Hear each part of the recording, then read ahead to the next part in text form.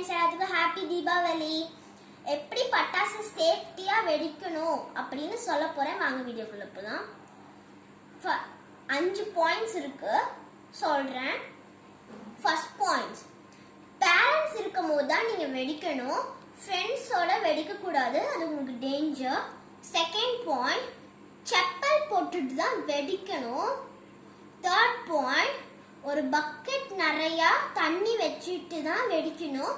Suppose fire ஆயிடுச்சுனாலும் தண்ணி ஊற்ற இது பண்ணுறதுக்கு உங்களுக்கு வசதியாக இருக்கும். ஃபோர்த் பாயிண்ட், காட்டன் கிளாத்ஸ் போட்டுட்டு தான் நீங்கள் வெடிக்கணும், அப்படின்னா தான் ஃபயர் ஆகாது.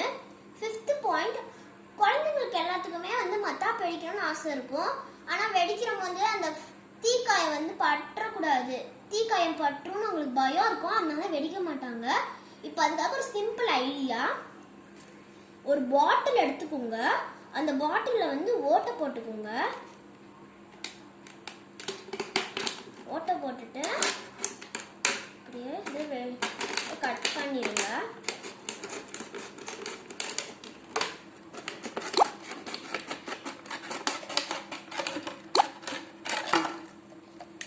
பாருங்க, வெடிச்சு கட் பண்ணிட்டேன். இப்போ இது நமக்கு யூஸ் இல்லை, இதான் யூஸ். இப்படி இருக்கும் போது இங்க இருக்கும், அது நம்ம மேல பற்றும்னு சொல்லிட்டு நீங்க செலோடேப் போட்டுருங்க. இப்போ என்கிட்ட பட்டாசு நான் வாங்கல, அதனால மத்தாப்பா இது நினைச்சுக்கோங்க. இப்படி பிடிச்சுக்கிற போது நம்மளுக்கு தீக்காயப்படாது. ஓகேவா? தீக்காயப்படாது இப்படி வெடிக்கிற போது. இது குழந்தைங்களுக்கு யூஸ் ஆகும். நெக்ஸ்ட் பாயிண்ட், சிக்ஸ்த் பாயிண்ட் என்னன்னா,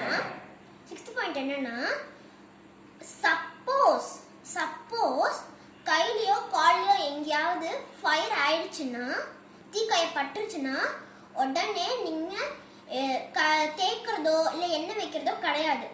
உடனே ரன்னிங் டேப்பை திறந்துட்டு உங்க கையிலயோ காலையோ எங்க அடிபட்டிருக்கோ அந்த இடத்த காட்டுனீங்கன்னா அந்த வீக்கமும் குறையும், அப்புறம் எரிச்சலும் இருக்காது.